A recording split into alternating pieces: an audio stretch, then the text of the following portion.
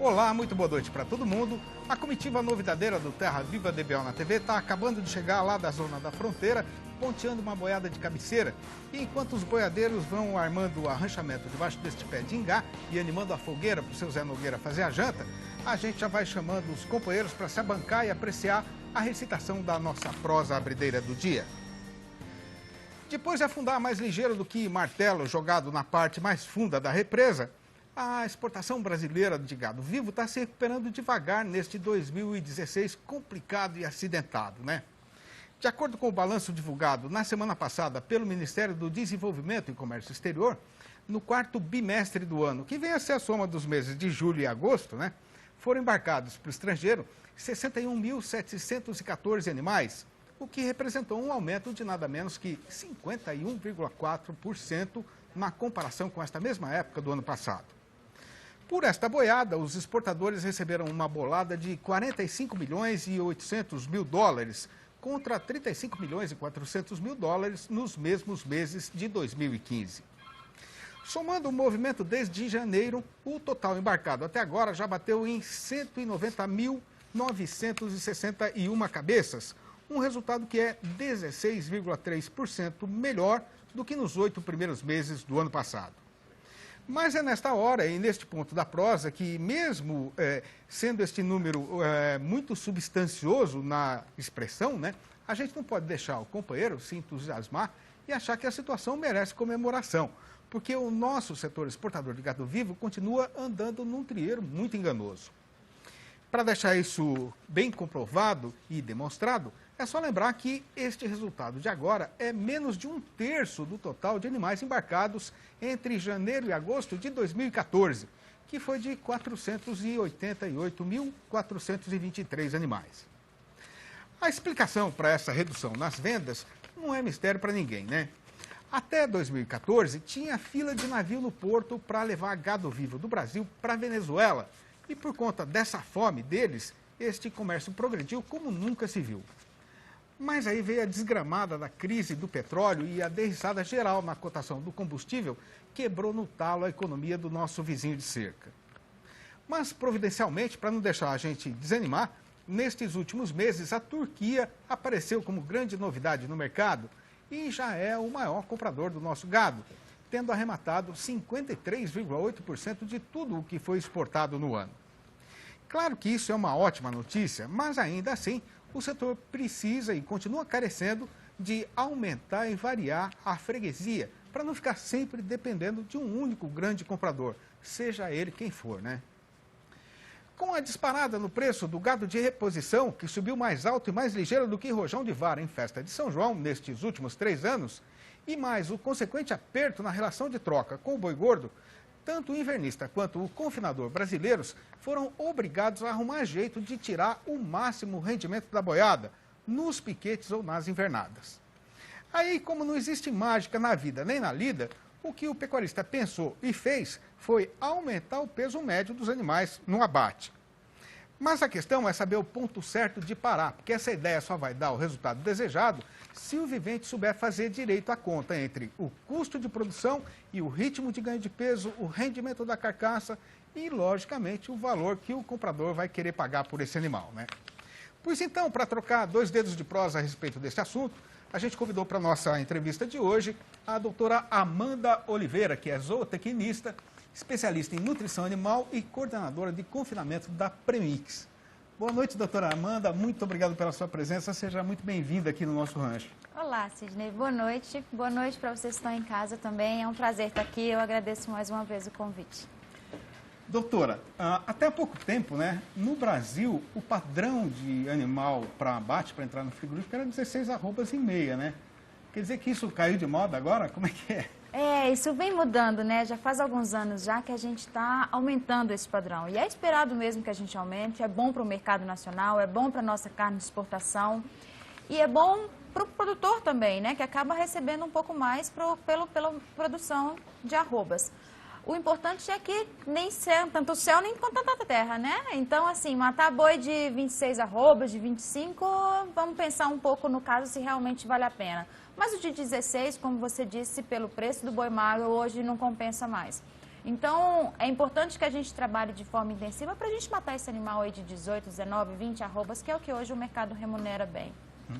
Agora, Amanda, praticamente todos os frigoríficos que eu conheço, né, eles têm um limite máximo de peso para receber o animal, e a partir desse peso daí para cima, né, eles começam a penalizar o fornecedor na forma de desconto no preço. Né? Qual é a razão de existir esse limite e como é que ele é fixado? Justamente.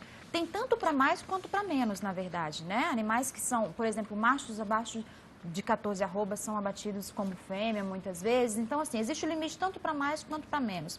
O frigorífico precisa atingir alguns mercados que hoje, mais que nunca, a gente trabalha muito nichos de mercado. E existe uma padronização da carcaça. Então, é importante que os cortes sejam padrão. Quanto mais padrão, melhor para o frigorífico e mais fácil de negociar. Um outro ponto também é que para o frigorífico, carcaças maiores também são melhor. Porque ele tem um custo fixo na planta. Então, quanto mais carcaças mais pesadas ele abater, mais ele vai diluir o custo fixo da planta. Então, esse também é um outro fator de ter essa penalização. E os preços maiores, as penalizações por preços maiores são muito em função dos cortes do mercado que eles querem atingir. Então, para um mercado europeu, existe um determinado tipo de padrão de carcaça. Para um mercado, se for para a China, existe outro padrão. Se for para os Estados Unidos, existe outro padrão. Então, é muito em função do mercado que vai atingir. Agora, Amanda, a decisão de esticar esse tempo de engorda, né, aumentar esse peso final para mandar o animal para abate, depende só da vontade do pecuarista? De que outros fatores vão concorrer para isso dar certo ou não? Não, mais do que nunca, não depende só da necessidade, da vontade do pecuarista. É muito importante, tudo hoje é dinheiro, é um investimento muito alto. Se nós formos falar de um confinamento médio, pequeno, de 1.000 cabeças, nós estamos falando de mais de 3 milhões investidos em 100 dias. Ou seja, é um valor muito alto investido num curto período de tempo. Então, tudo é conta. Se não for muito bem planejado, se não for muito bem programado e se não for calculado exatamente com quanto eu quero abater esses animais, por quanto eu vou receber por esses animais, a conta pode ficar ruim para o lado do pecuarista. Pois é, né? Dentro dessa linha aí que você está falando, né? Eu falo sempre aqui no programa que a gente não engorda boi por boniteza, né? Então, preciso saber, a pergunta é a seguinte, né? Até quando, até que ponto compensa economicamente você ir levando esse boi? Sidney, não existe receita de bolo. Seria bom se a gente pudesse falar assim, ó, vamos fazer, todo mundo vai matar boi de 19, é isso que tá bom e vamos fazer isso. Não, não é assim. Depende muito do perfil do animal que você trabalha, depende muito do que o mercado está pagando pela carcaça. Esse ano, ano passado, por exemplo, quando o boi magro estava num patamar muito alto, não compensava você matar animal muito leve, compensava você agregar valor naquela carcaça o máximo possível. Esse ano, a gente já está vendo uma queda no boi magro, então talvez já compense a gente trabalhar com ele um pouco menor. E como a alimentação está muito cara esse ano, também não compensa a gente esticar muito o confinamento, porque o animal, quando ele está num período mais tardio, ele começa a depositar uma quantidade menor de carcaça, que é o que realmente o produtor recebe, né? Então, assim, são vários parâmetros. Não existe receita de bolo, não tem como eu chegar aqui e falar para vocês, olha, vamos todos abater animais acima de 20 arrobas. Não é assim. Vai do que você tem na propriedade, dos custos que você tem na propriedade, de quanto o mercado está pagando pelo boi, de quanto está comprando o boi magro, se é recria da fazenda, se é compra, tudo isso interfere nessa conta. Bom, o confinamento, especificamente esse ano, né, está passando aí por uma estrada de serra, daquelas que é cheia de subida, de repente tem uma caída violenta, né? A conta que o pecuarista confinador fez no começo da temporada, ela não está mais valendo agora? Gostei da sua definição que você falou na abertura sobre complicado e acidentado, né? É mais ou menos isso mesmo que está sendo com o confinamento esse ano. Quem planejou e fez compra no início do ano, comprou ainda um milho mais barato. Quem não planejou, acabou pagando o preço de R$50 São Paulo, por exemplo, uma saca de milho.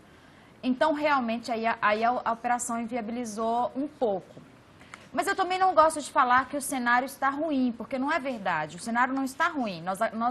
Na verdade, o mercado acostumou com a rentabilidade maior e agora, como a rentabilidade está menor, o mercado está sofrendo um pouco. Mas não, o ano não é ruim. Está ruim para o frango, para o suíno, que está tendo aí R$100 de prejuízo por animal. Isso sim é ruim. Nós não, nós ainda conseguimos ter aí uma rentabilidade boa de 100 a 200 reais por cabeça. Então, não é um ano tão ruim quanto tem sido plantado, principalmente para quem está na área de São Paulo, onde nós temos uma arroba aí bem mais valorizada. Para quem travou boi na bolsa, então, muito bom, porque quem travou boi na bolsa pagou vai receber uma arroba por 170 para vender em outubro. Então, quem planejou é a mesma história, assim, não tem fórmula mágica, mas se você planejar, a chance de dar certo é muito maior do que se você cair no risco do mercado. E foi o que aconteceu esse ano. É verdade. Agora, a gente teve notícia aí de que o milho e um pouco a soja também, né, apresentou aí uma ligeira queda nessa semana, nesses últimos dias, e por conta de uma promessa de fartura na safra lá da Norte América, né? Dá tempo ainda disso influenciar esta temporada do confinamento? Muito pouco, Sidney. A não ser para quem ainda vai terminar alguma boiada que ainda precisa comprar para terminar, né? Poucas pessoas esse ano, o confinamento esse ano ele foi muito mais tardio, porque todo mundo ficou esperando o preço do milho baixar. Como o preço do milho não baixou, a única queda que teve foi numa semana só e foi uma queda nem tão significativa assim, o pessoal começou o confinamento em julho. Confinamento que antes a gente começava em abril, em março. Então, esse ano nós começamos em julho e agosto. Muitas plantas começaram em agosto. Então, são plantas que a gente não consegue trabalhar 2 giros. A gente consegue trabalhar, todo mundo está trabalhando na capacidade máxima, na lotação. Mas a gente não consegue trabalhar 2 giros nesse confinamento para esse ano ainda. Então, assim, essa queda que a gente teve, além dela ser pequena, ela não vai impactar muito no preço desse ano do confinamento. Tá certo. Bom, Amanda, você já está convidada para voltar aqui sempre que você puder, viu? Para a gente esticar um pouquinho mais essa conversa, mesmo depois do final da temporada de confinamento, né? Para a gente passar esse assunto também para o pasto, né? Muito obrigado pela sua presença aqui, viu? Eu costumo dizer sempre que o rancho nem porta tem, está sempre de porta aberta, a gente até tirou a porta. Obrigado, Amanda. Eu que agradeço, Sidney. Muito obrigada e obrigada a vocês. Esta paineira no alto da estrada é o ponto de parada dos boiadeiros e aqui é o lugar escolhido para a comitiva fazer um descanso ligeiro.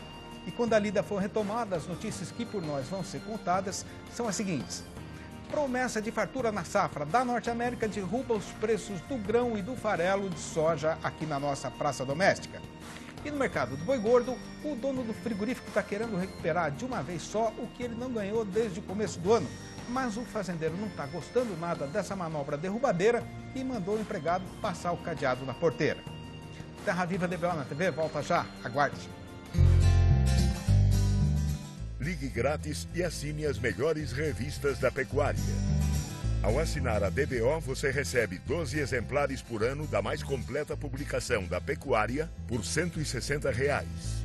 A Mundo do Leite são 6 exemplares por ano por R$ 54. Ligue 0800 11 0618 ou entre no site assinedbo.com.br.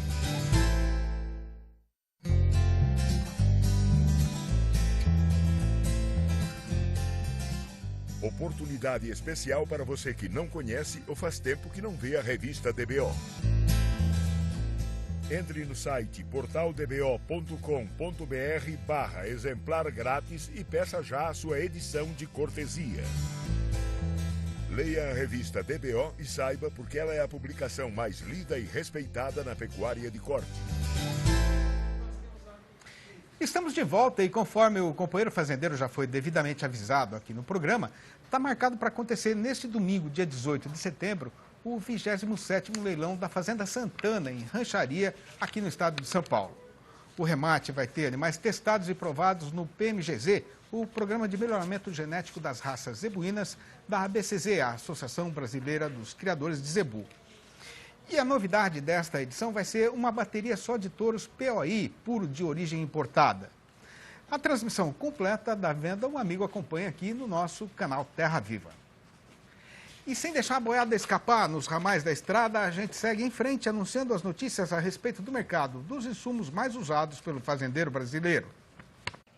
Olá pessoal, os preços da soja grão em baixa pressionam também as cotações do farelo de soja. Pontualmente nós temos aí a boa expectativa com relação à safra de soja norte-americana 16, 17 como um principal fator de baixa nos preços, tanto no mercado internacional como no mercado brasileiro, né? Sem falar também na questão do câmbio, que ajudou nessa pressão de baixa, no caso da soja grã e do farelo de soja, que vem aí desde junho deste ano, né? Segundo o levantamento da Scott Consultoria, em setembro, a tonelada do farelo de soja ficou cotada, em média, em R$ 1.370, sem o frete, isso no estado de São Paulo, né? Houve queda de 1,2% em relação ao fechamento de agosto, mas ainda assim o farelo está custando pelo menos aí 2% mais em relação ao mesmo período do ano passado, né? Em curto e médio prazo, a expectativa é de mercado mais frouxo. Nós tivemos agora em setembro, no relatório do Departamento de Agricultura dos Estados Unidos, mais uma revisão para cima da safra de soja norte-americana, né, estimada aí em 114,33 milhões de toneladas, no caso é a safra 16-17, e o volume é maior que as 110,5 milhões de toneladas estimadas no relatório anterior, no relatório de agosto, e também acima das 106,93 milhões de toneladas colhidas na safra passada, né? Então, em curto e médio prazo, a expectativa é de que essa boa produção esperada para os Estados Unidos siga aí tirando ostentação no cenário mais frouxo, pensando aí principalmente para a soja, tanto no mercado internacional como aqui no mercado brasileiro. E é lógico, o preço da soja mais frouxo tende também a se refletir sobre os preços do farelo de soja, que caíram não só aqui no mercado brasileiro, mas também no mercado internacional nas últimas quinzenas. Por hoje é isso aí, pessoal. Sou Rafael Ribeiro, sou zootecnista e consultor da Scott Consultoria, e até a próxima. E estando já na nossa vista o final da estrada e a estação onde vai ser feita a embarcação da Zebusada, a gente passa a fazer a contação de como foi o movimento do dia no mercado do boi gordo, para o companheiro não ficar sem informação de qualidade na hora de tocar a negociada do seu gado.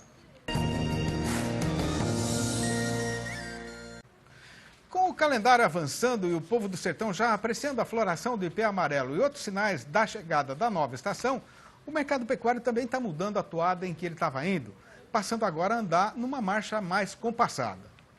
Conforme tem bem sabedência o amigo que é mais errado nessas artes de engordar e vender gado, normalmente a nossa praça boiadeira fica mesmo mais desanimada na metade derradeira do mês, né? Que aliás acaba de ser estreada, né? Mas desta vez não é este o motivo principal do esmorecimento do movimento no comércio de animais. O caso foi que o preço da carne no atacado disparou no rumo de morro acima nas últimas semanas e ajudou na recuperação da margem de comercialização da indústria, que no começo do mês passado chegou ao pior nível já registrado na história do setor. O problema foi que, na hora em que o dono do frigorífico viu que a conta tinha virado a favor do seu lado, ele quis aproveitar para recuperar tudo o que tinha deixado de ganhar desde o começo do ano. O resultado foi que o fazendeiro ficou muito enfesado e parou de vender o pouco de gado terminado que tinha ficado na invernada. De qualquer maneira, a pesquisa do dia da Scott Consultoria mostrou que o mercado está bem equilibrado, com o registro de 8 mudanças nas cotações entre as 32 regiões pesquisadas, sendo 4 para cima e outras 4 para baixo. A lista das arribadas foi comandada por Goiânia, a capital do Goiás, onde o boi arredondou R$ 140 a prazo e livre do Fundo Rural. O macho também subiu sozinho em Três Lagoas, no estado de Mato Grosso do Sul, para R$ 143. No norte de Mato Grosso, o boi melhorou para R$ 131. No oeste do Rio Grande do Sul, a alta foi geral. O macho foi para R$ 4,80 o quilo vivo, ou R$ 144 por arroba, a prazo, mas ainda para descontar a contribuição. A fêmea pulou para R$ 4,65 o quilo, ou R$ 139,50 a arroba. Mas também foi lá no mercado gaúcho que a relação das derriçadas foi começada. Na Praça de Pelotas, o boi foi derrubado para R$ 5,00 o quilo vivo, ou R$ 150 redondos por arroba. No sudeste de Mato Grosso, caiu tudo, com o macho escorregando para R$ 135 e a fêmea para R$ 130, isso livre do imposto, né? No sudoeste do estado, o tombo foi só da vaca, que voltou para R$ 125. E em Paragominas, no Pará, a fêmea piorou para R$ 122. Eu cheguei na cabeceira do Ribeirão da Figueira quando nesse sertão não tinha nada, nem gente nem estrada. Meu ranchinho eu fiz sozinho, do lado do riacho, cerquei um pedaço para o chiqueiro, o galinheiro ficou no terreiro, na guarda do meu cachorro perdigueiro. E até hoje, quando o sol faz o seu descambamento, eu pego minha viola de harmonia para cantar o meu contentamento de poder levar aqui esta vida de fartura e alegria. Todas estas prosinhas rimadas que são recitadas aqui no fechamento da nossa programação estão reunidas e publicadas nos 3 livros da minha série Versinhos de Caipira. E por uma decisão nossa, os exemplares não foram distribuídos para as livrarias, de modo então que o companheiro que ainda não leu e quiser saber como fazer para adquirir a coleção, pode ligar para cá que a gente explica. O nosso telefone é o 11 31 31 3719 e o endereço eletrônico é terravivadbonatv@tvterraviva.com.br.